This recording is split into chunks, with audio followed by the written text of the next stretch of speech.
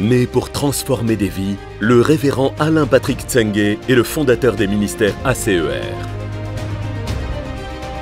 Président et producteur de la chaîne Évangile TV, il est également animateur principal de l'émission Pendule à l'heure.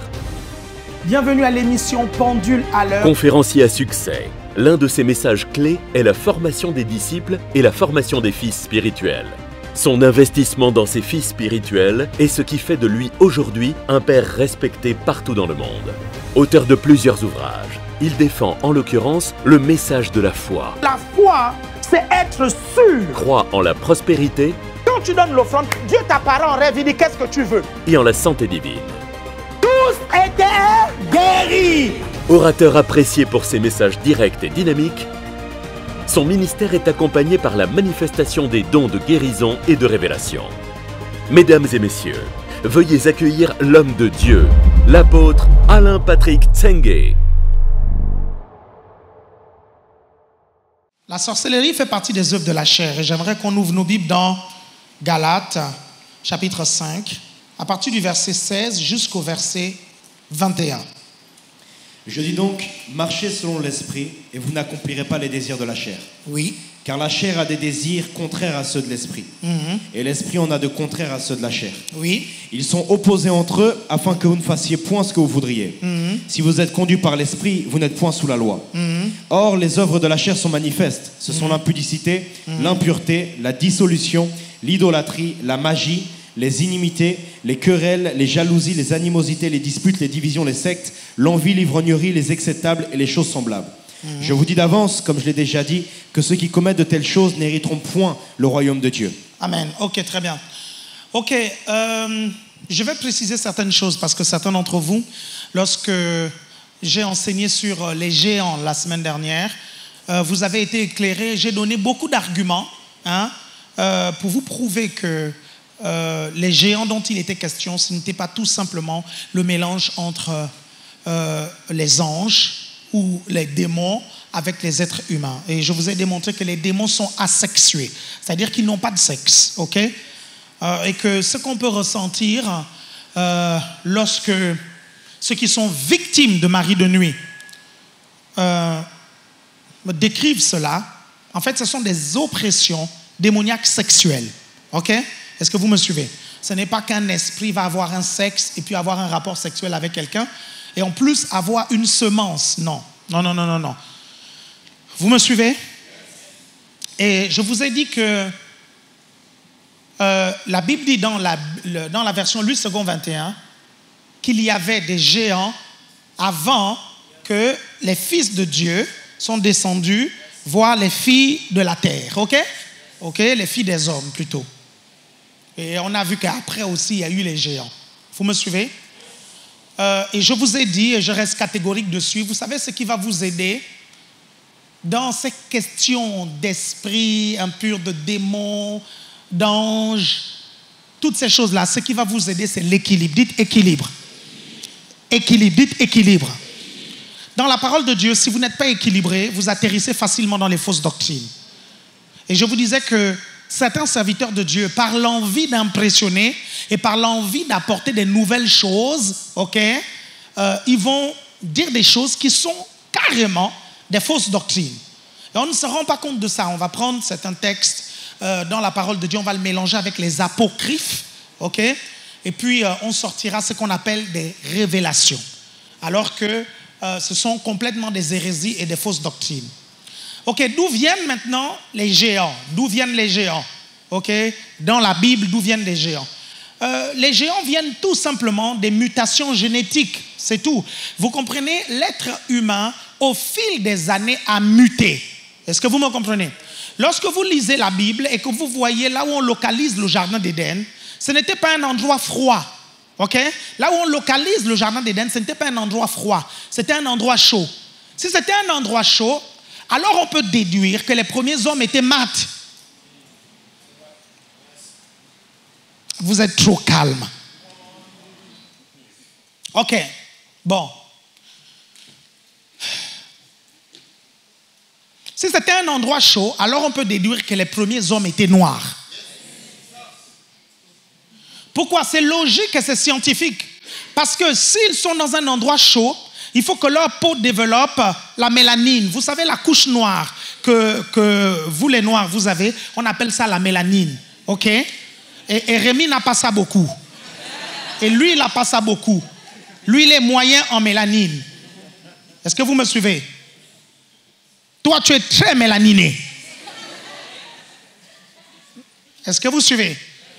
En fait, c'est une couche pour protéger contre le soleil. Est-ce que vous suivez? Donc, si on localise le jardin d'Éden, là où il y a l'Euphrate, parce qu'il y a des fleuves qui disent là où le jardin d'Éden était. La Bible, il y avait l'Euphrate, le Tigre, et tous ces fleuves-là, je suis désolé, ne se trouvent pas en Sibérie. Est-ce que vous me comprenez? Donc, qu'est-ce qui s'est passé? En fait, quand les hommes ont migré, ils sont allés à des endroits où il faisait froid, et du coup, en fait, il y a eu des mutations. OK? Dans ces pays froids, on n'a pas besoin de beaucoup de mélanine, tout simplement parce qu'il n'y a pas de gros soleil. Est-ce que vous arrivez à me comprendre? Et il y a beaucoup de passages bibliques qui vous le démontrent. Je vous ferai un enseignement là-dessus, ne vous inquiétez pas. Je n'aime pas affirmer les choses juste pour affirmer, ok? Mais c'est parce que je n'ai pas le temps de vous montrer ça. Tout comme certaines personnes, vous allez par exemple dans le Grand Nord, où il y a les Inuits, vous allez remarquer que certains d'entre eux, ils ont des yeux bridés. Ok? Et certains disent que c'est à cause du vent qui soufflait tellement qu'ils faisaient comme ça. Est-ce que vous suivez?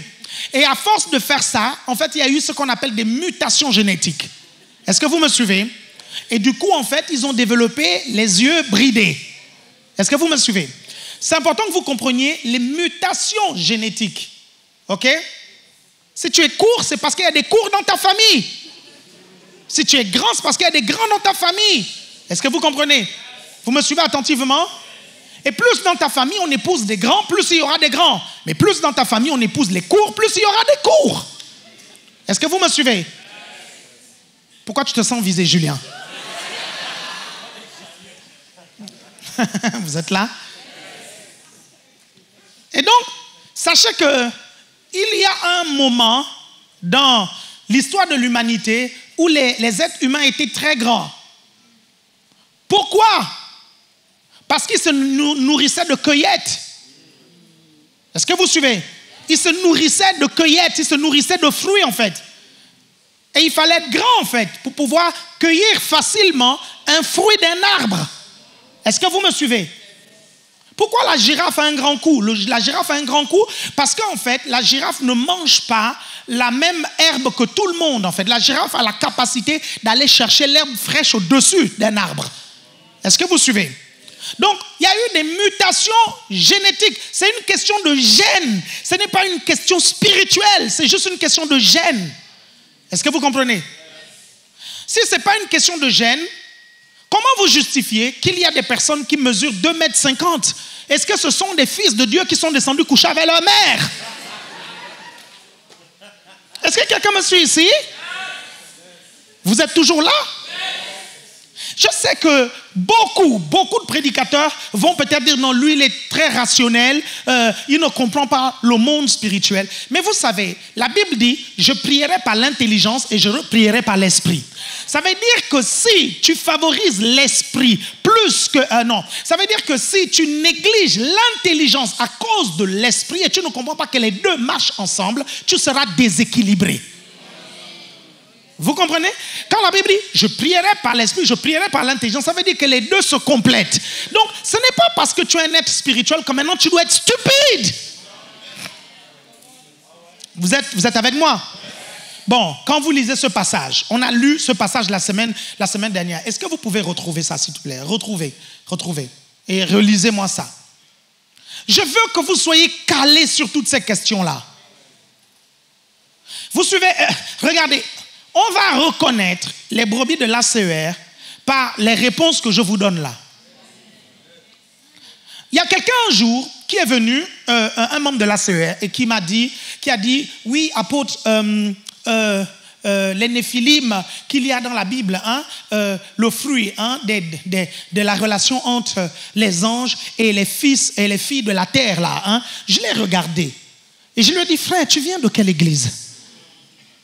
Il m'a dit, ma apôtre, je suis de l'ACER. J'ai dit, mais est-ce que c'est ça que j'enseigne? J'ai dit, est-ce que tu as lu mon livre Libre des péchés sexuels? Dans le livre des péchés sexuels, j'explique clairement ça. Est-ce que vous comprenez? Cette question-là. Et vous devez être capable d'expliquer ça. Amen. Parce qu'on reconnaît les membres de l'ACER, parce qu'ils parlent le langage de l'ACER, parce qu'ils ont l'enseignement de l'ACER. Et cet enseignement-là est très équilibré et c'est important que vous puissiez comprendre que là où il y a le déséquilibre, il y a la sorcellerie. Là où il y a le déséquilibre, il y a le diable. N'est-ce pas? Le diable, regardez, la Bible dit, soyez sobres, c'est-à-dire soyez équilibrés. Veillez, votre adversaire, le diable, rôde. Ça veut dire que si tu n'es pas équilibré, quand le diable rôde, il va t'introduire, il va te mettre dans des trucs bizarres. Quand vous êtes déséquilibré, vous comprenez, Satan va vous amener dans la sorcellerie et dans des trucs bizarres. La clé de tout ça, je vous assure, c'est l'équilibre. L'équilibre. Lis le passage. Genèse, chapitre 6, le verset 1. Lorsque les hommes eurent commencé à se multiplier sur la face de la terre, voilà, et que des filles leur furent nées, les fils de Dieu virent que les filles des hommes étaient belles, voilà, et ils en prirent pour femmes parmi toutes celles qu'ils choisirent. Alors l'Éternel dit, mon esprit ne restera pas toujours dans l'homme, car l'homme n'est que chair et ses jours seront de 120 ans. C'est ça. Les géants étaient sur la terre en ces temps-là, voilà, après que les fils de Dieu furent venus vers les filles des hommes, et qu'elle leur eut donné des enfants. Ce sont ces héros qui furent fameux dans l'Antiquité. Très bien, lui, second 1921. Il y avait des géants sur la terre à cette époque-là. Ce fut aussi le cas après que les fils de Dieu se furent unis aux filles des hommes. Donc, lui, second 1921, va corriger sa version de 1910. Yes. OK? Et il va dire, en corrigeant, que même avant que les fils de Dieu soient descendus, fussent descendus, je ne sais pas comment vous dites ça, OK? Il y avait des géants. OK, ça, on a vu ça la semaine dernière, n'est-ce pas? Vas-y, continue, s'il te plaît. Il y avait des géants sur la terre à cette époque-là. Ce fut aussi le cas après que les fils de Dieu se furent unis aux filles des hommes et qu'elle leur eut donné des enfants. C'était les célèbres héros de l'Antiquité. Voilà, continue. Pourquoi c'était les héros de l'Antiquité? C'était des héros parce qu'ils étaient physiquement plus avantagés que les autres. Et ça, c'est tout simplement leur gène. C'est comme ça. Est-ce que vous me comprenez? OK? Christian qui est grand, il a des parents grands de taille. Gary qui est grand, il a des parents grands de taille. OK? Et ça va, quand ils vont faire des bébés avec Jess, ça va pallier. OK? Vous me suivez? Vous êtes toujours là? Continue, s'il te plaît, la lecture. L'Éternel vit que les hommes commettaient beaucoup de mal sur la terre. Voilà, l'Éternel vit que les hommes commettaient beaucoup de mal sur la terre. Vas-y. Et que toutes les pensées de leur cœur se portaient constamment uniquement vers le mal. Voilà, très bien. Il y a des gens qui disent que c'est l'union des anges là, ok, avec les hommes qui ont amené et multiplié la méchanceté sur la terre. Il y en a qui disent ça. Il y a des serviteurs de Dieu qui le disent. Continue. Verset 6. L'Éternel regretta d'avoir fait l'homme sur la terre et eut le cœur peiné. Voilà. Est-ce que la Bible dit que l'Éternel regretta que les anges là soient descendus? Il dit regretta d'avoir fait l'homme. Le problème, c'était l'homme, en fait. Le problème du péché, c'était l'homme. Ce n'était pas les géants. Est-ce que vous comprenez ça? Sinon, il allait dire, il regretta, en fait, que ce fait d'avoir permis que ça se passe. Est-ce que vous comprenez? Mais il dit que c'est l'homme. OK? Donc, le problème, c'est le cœur de l'homme. Et nous savons le problème du cœur de l'homme. C'est qu'il fallait que le corps de l'homme soit recréé. OK? Vous me suivez attentivement? Donc, la méchanceté à cette époque-là va être masterisée. Le problème, ce n'est pas les histoires de géants. OK? Vous me suivez attentivement? Vas-y, continue. L'Éternel dit, j'exterminerai de la surface de la terre l'homme que j'ai créé, voilà, depuis l'homme jusqu'au bétail, aux reptiles et aux oiseaux, car je regrette de les avoir faits. Ok, là il est en train de parler de quoi maintenant? Du déluge de Noé. Du déluge de Noé. Ok, et qu'est-ce qui s'est passé? Il a exterminé tous les hommes, n'est-ce pas? Y compris les géants, n'est-ce pas? D'où vient Goliath et ses frères maintenant?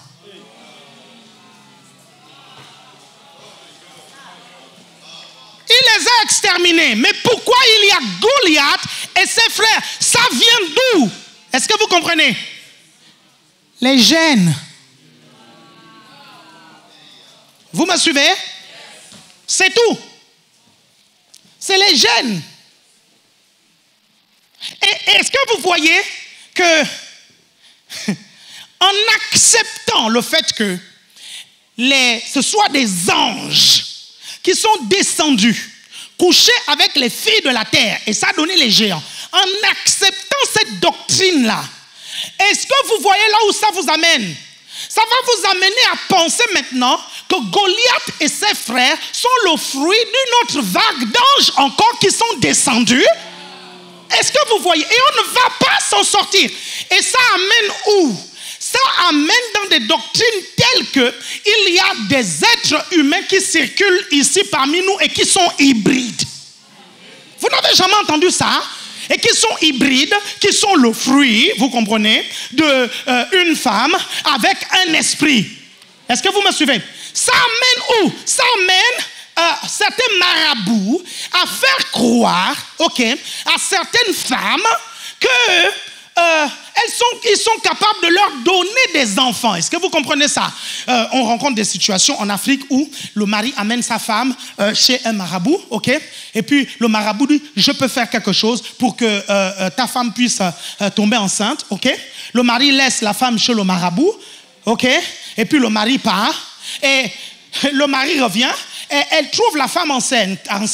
Et le marabout dit, ta femme est enceinte par la puissance des génies. Ce sont les génies qui ont mis l'enfant là. Donc l'enfant là est le fruit de ta femme avec un génie. Vous comprenez ça?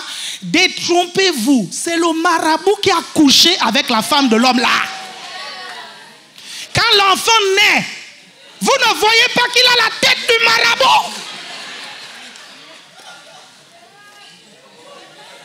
Non mais attends, soyez naïfs quoi. Ne soyez pas naïfs quoi. Est-ce que vous comprenez? Les gens sont naïfs. Vous me suivez? Donc, je vous disais qu'accepter cette fausse doctrine va vous amener à des conclusions, vous n'imaginez pas. Mais je ne sais pas si vous imaginez dans quelle insécurité spirituelle on serait si, en fait, parmi nous, il y a des hybrides. C'est-à-dire que parmi nous, il y a des personnes, en fait, ce n'est pas leur père. C'est en fait un esprit qui les a enfantés dans le ventre de leur mère. Est-ce que vous me suivez? Et il y a des mensonges comme ça que j'ai dû rencontrer quand j'exerçais le ministère, quand j'étais adolescent. Est-ce que vous suivez? Je fais la délivrance un jour d'une sœur, et il y a des esprits qui se sont mis à parler.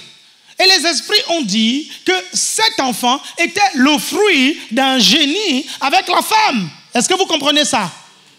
Et quand la personne revient à l'état normal, je lui pose des questions. Elle dit, oui, ma mère ne pouvait pas enfanter. Et quand elle allait chez le marabout, le marabout a dit que je suis le fruit d'un génie, vous comprenez, d'un esprit avec la femme. Donc l'enfant a grandi avec ça. Et l'enfant ne se rend même pas compte qu'elle a la tête du marabout. Est-ce que vous me suivez? Donc, il semblerait qu'il y ait des hommes hybrides qui se baladent partout, Et ce sont des personnes... Non, mais laissez tomber, pardon. Si vous n'êtes pas équilibré, ces choses-là vont vous tromper. Écoutez-moi bien, ce n'est pas parce que quelque chose est sensationnel qu'elle est vraie. Ce n'est pas parce qu'elle est sensationnelle qu'elle est biblique. Quelqu'un me suit ici? Est-ce qu'il ne vous arrive pas de regarder des films fantastiques? C'est très intéressant de voir des films fantastiques. Et parfois des prédicateurs, vous comprenez, vous racontent ce que l'apôtre Paul appelle les fables. L'apôtre Paul dit à Timothée, Timothée, évite les fables. Vous me suivez? Et vous êtes là, vous passez vos journées sur Internet à écouter des conneries comme ça. Et ça fabrique des choses dans vos têtes et vous vous rendez même pas compte que Satan vous amène quelque part. Écoutez-moi bien, à chaque fois que Satan inocule un mensonge en vous, il a un but, il a un mensonge plus gros qu'il aimerait mettre, qui vous attend devant. Ça, c'est important que vous compreniez ça. Hein? C'est important que vous compreniez ça. Donc ne prenez pas à la légère ce que vous appelez les petits mensonges de Satan. Les petits mensonges de Satan vous préparent à des très gros mensonges. Et quand vous êtes à ce très gros mensonge, parce que son venin vous a tellement pénétré, vous n'arrivez même plus à voir que c'est un gros mensonge. Vous êtes complètement séduit. Vous êtes toujours là? Est-ce que quelqu'un est là? Faites comme ceci. Donc, je vais juste vous donner un conseil. Si vous êtes mes fils spirituels, ces histoires-là, vous n'écoutez pas ça. Parce que ça peut vous amener à des conclusions terribles, terribles, et vous pouvez finir dans des fausses doctrines, mais terribles, terribles. L'enseignement que je donne est confirmé par les pères de l'Église. Vous suivez ça? L'enseignement que je donne est confirmé par des apôtres de notre mouvement. Vous comprenez? Si le prophète Kenneth Hagin, le docteur Kenneth Hagin était vivant, il allait attester que ce que je dis est réel. Est-ce que vous me comprenez? Vous êtes toujours là? Faites comme ceci. Donc on parle de la sorcellerie dans l'église. Et je vous ai dit ceci. Je vous ai dit que, en fait, la sorcellerie, ce sont les œuvres de la chair. La Bible appelle ça la magie ou l'idolâtrie. OK? Ou bien les œuvres mortes. Dans les œuvres mortes, il n'y a pas que les péchés que vous connaissez. Dans les œuvres mortes, il y a aussi l'occultisme. Par exemple, les gens qui lisent des cartes, ça ce sont, comment on appelle ça? Les œuvres mortes, c'est l'occultisme. On dit quoi? Lire les cartes, on dit c'est ça? Lire les cartes? Hein? Voilà, les voyants, la boule de cristal. Ok. Si tu es un chrétien et tu continues à regarder l'horoscope, sache que ce n'est pas bon, c'est dangereux. La Bible dit ceux qui sont conduits par l'Esprit de Dieu sont fils de Dieu. La Bible ne dit pas ceux qui sont conduits par l'horoscope. Est-ce que vous me suivez? Faites vraiment très attention à ça. Ne blaguez pas avec ça. Amen. Ok. Et il y a des gens qui étudient les étoiles et qui se disent oui, mais c'est une étoile qui a conduit les mages vers Jésus. Mais ça, ce sont les mages. Ils n'avaient pas l'Esprit de Dieu. Est-ce que vous comprenez? Toi, tu as l'Esprit de Dieu. Et la Bible dit que parce que tu as l'Esprit de Dieu, ce ne sont pas les étoiles qui vont te conduire. C'est le Saint-Esprit au-dedans de toi qui va te conduire. Quelqu'un me suit ici? Vous comprenez que pour amener les mages vers Jésus, Dieu devait utiliser le langage des mages. Tu es chrétien. Pourquoi Dieu va utiliser le langage des sorciers pour te conduire à lui? Je ne te comprends pas. Est-ce que quelqu'un me suit ici? Vous êtes toujours là?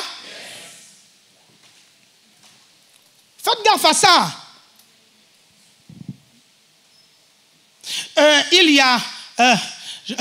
Mon père spirituel raconte une histoire. Je l'ai écouté il y a des années de cela. Il dit en fait que lorsqu'il venait de se convertir, il est rentré dans le ministère.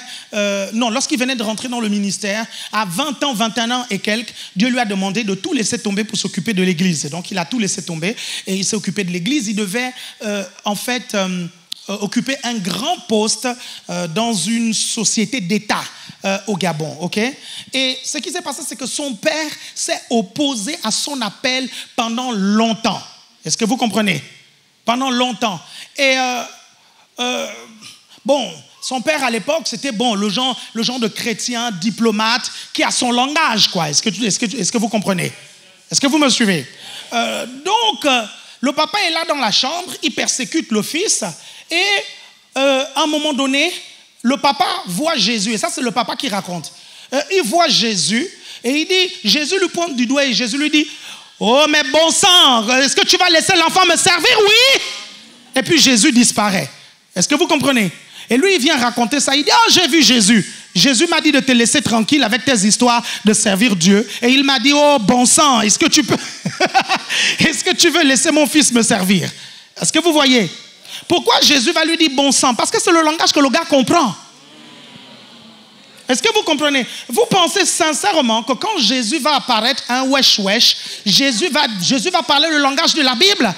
Le wesh wesh ne comprend pas le langage de la Bible. Vous comprenez? Vous comprenez? Mais c'est clair. Jésus va lui dire, tu sais, si tu ne te convertis pas, le diable va te péfra.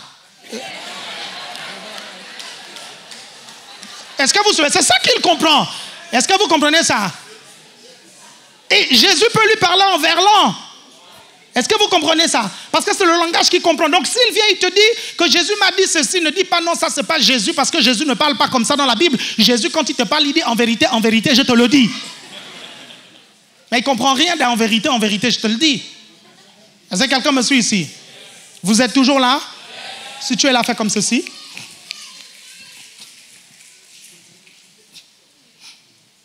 Donc, la sorcellerie, les œuvres occultes font partie des œuvres de la chair. La magie, l'idolâtrie. Ces choses que nous croyons être spirituelles alors que c'est occulte et c'est spirit. Et si vous croisez certains chrétiens qui font encore ces choses-là, la Bible dit que ce sont des chrétiens charnels. Est-ce que vous me comprenez? Ce sont des chrétiens charnels. Vous savez qu'il y a des chrétiens, avoir des rapports sexuels avec les gens, ça ne les intéresse pas. Mais avoir exactement le même pouvoir que Iron Man, ça les intéresse. Et ils veulent avoir ce pouvoir à tout prix, la capacité de voler, la capacité de se téléporter, la capacité de faire ça, d'avoir le pouvoir de, comment on appelle ça, Supergirl. Est-ce que vous suivez ça? Ça l'intéresse, ça les intéresse. Tout le reste, ça les intéresse pas. Est-ce que vous comprenez? Ils sont tellement intéressés par ça qu'ils sont prêts à tout pour avoir ces pouvoirs, même aller toucher le monde occulte pour avoir ces super pouvoirs-là. Est-ce que vous comprenez? Réel ce que je suis en train de vous dire. Mais pourtant, la Bible nous dit que ça, ce sont les œuvres de la chair parce que leurs motivations sont mauvaises. Est-ce que vous suivez? Pourquoi il y a encore des sorciers dans l'église? Parce qu'il y a beaucoup de gens qui n'ont pas la foi en Dieu et qui ne développent pas la foi en Dieu. Donc, ils veulent avoir les pouvoirs de Dieu, mais sans la foi de Dieu. Est-ce que quelqu'un me suit ici?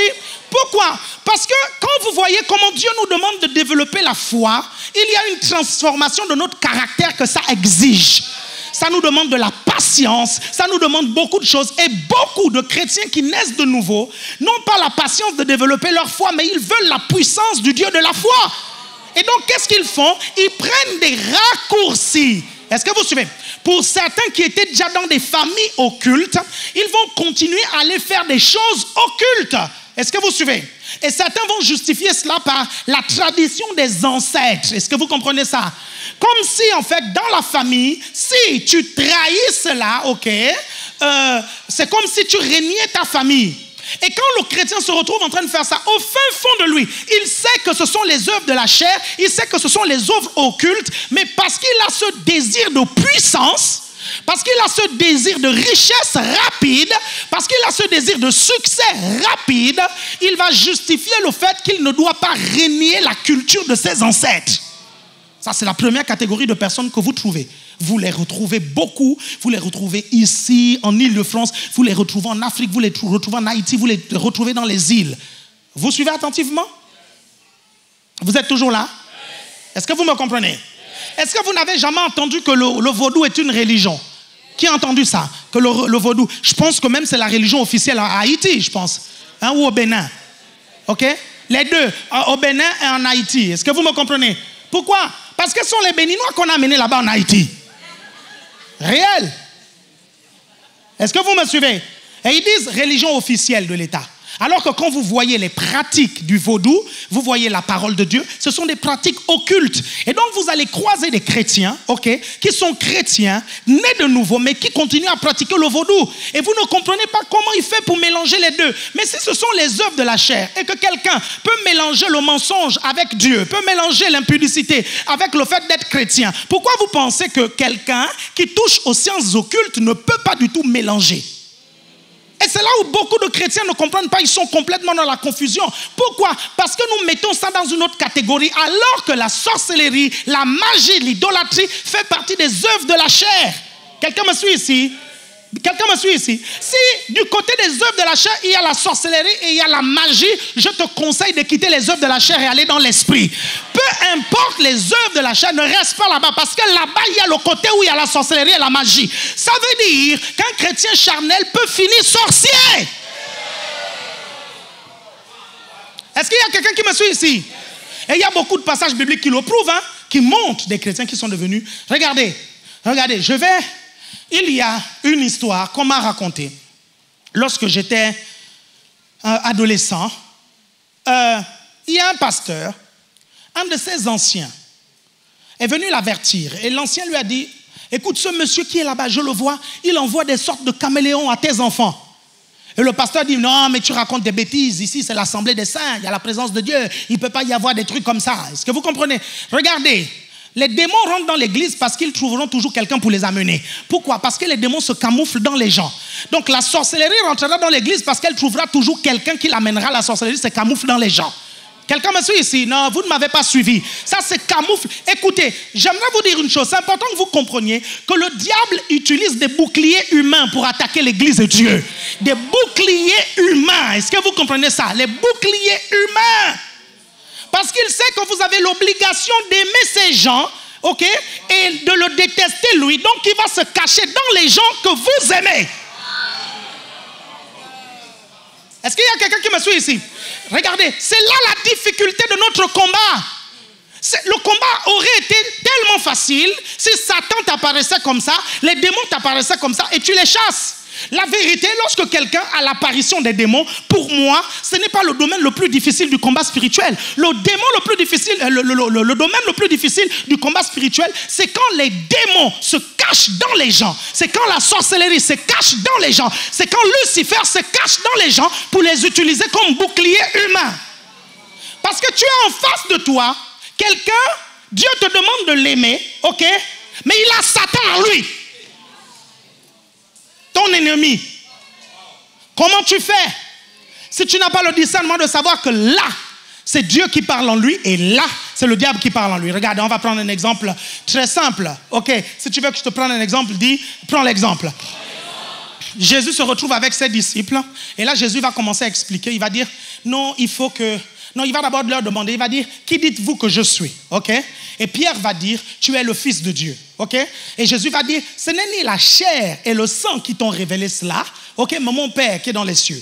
Ok? C'est-à-dire le Saint-Esprit qui t'a révélé cela. Quelques minutes après, Jésus dit, vous savez les gars, il faut que j'aille mourir à Jérusalem parce que c'est ça le but de ma vie. Le même Pierre à qui on a dit que c'est le Saint-Esprit qui l'a révélé, c'est le même Pierre qui prend la parole et Jésus lui dit, arrière de moi, Satan. Le même Pierre. Et c'est ce qui se passe avec beaucoup de chrétiens. Vous comprenez? Les mêmes chrétiens sont utilisés par le diable et ils sont utilisés par Dieu. Vous comprenez ça?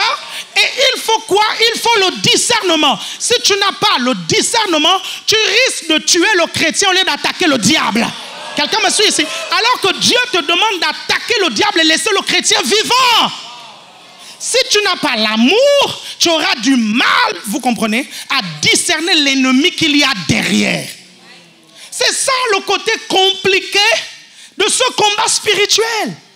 Vous comprenez ça? Le diable utilise des boucliers humains. Quand il veut t'attaquer, il va passer par quoi? Par les membres de ta famille. Les gens que tu aimes. Il va passer par tes amis. Les gens que tu aimes. Parce qu'il sait que tu les aimes. Donc il se camoufle. Est-ce que vous comprenez? Vous savez pourquoi, à un moment donné, la guerre contre les talibans devenait difficile? C'est parce que les talibans utilisaient des boucliers humains. Ils utilisaient les civils. Parce que les lois internationales interdisent de tuer les civils. Vous comprenez? Pendant une guerre. Vous me suivez? Et donc, les talibans faisaient quoi? Ils se camouflaient parmi les civils. OK? Et c'était véritablement difficile de discerner, OK, qui était taliban et qui ne l'était pas. À chaque fois que les Américains bombardaient ou posaient une embuscade, ils tuaient forcément des civils. Pourquoi? Parce que les talibans se camouflaient dans les civils. Et c'est là la difficulté, vous comprenez? Dans ce que nous allons vous enseigner pendant tous ces cultes ou pendant tout ce mois. Est-ce que vous me comprenez? Amen. Ok, lève-toi quelques instants, acclame le Seigneur.